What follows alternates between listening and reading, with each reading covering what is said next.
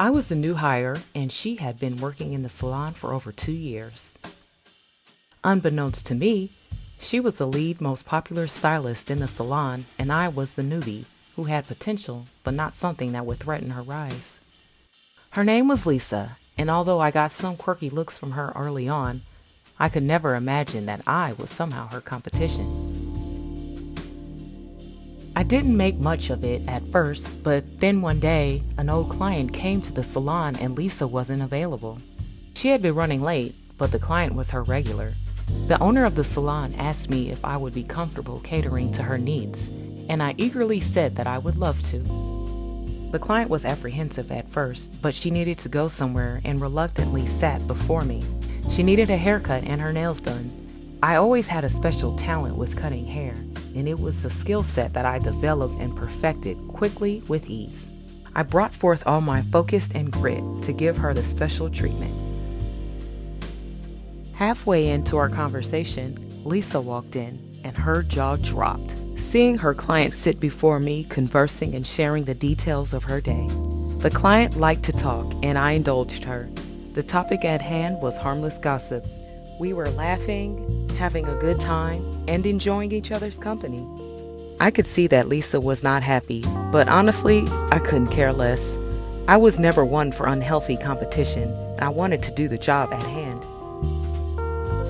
Lisa and I never really talked beyond casual greetings, but those two stopped. She purposely ignored me, schemed with other hairstylists, and would laugh out loud, and I would only smile in recognition.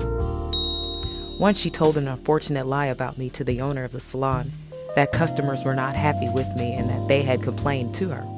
I was made aware of the situation, and the thought of confronting her made a strong case, but I didn't want anything toxic in the workplace, so I let it slide. This went on for another week, but I was not too bothered by her snarky looks and reluctantly sarcastic comments.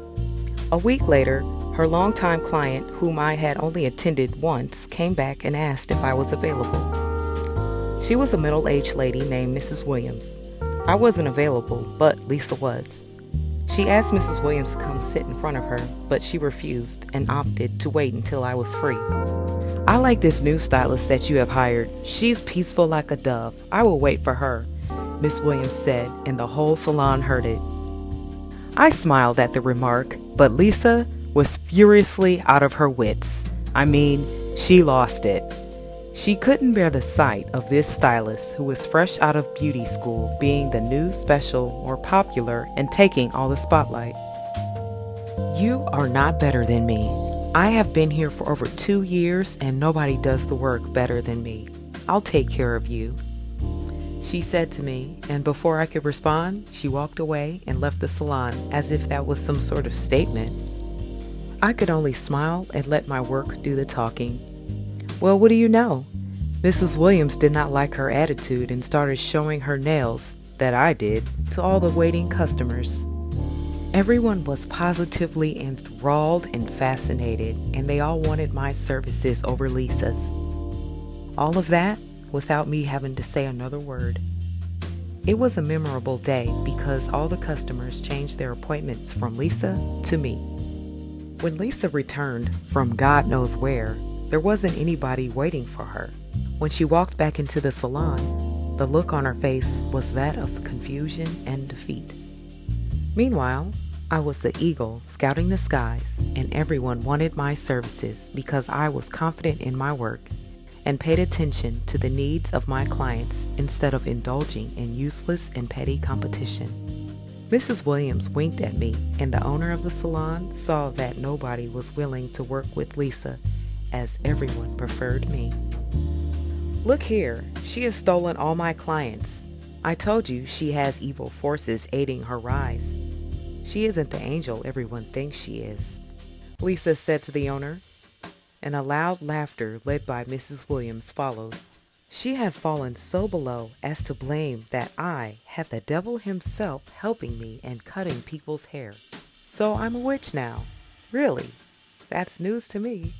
That was awfully funny, and I burst out laughing with the rest of the salon.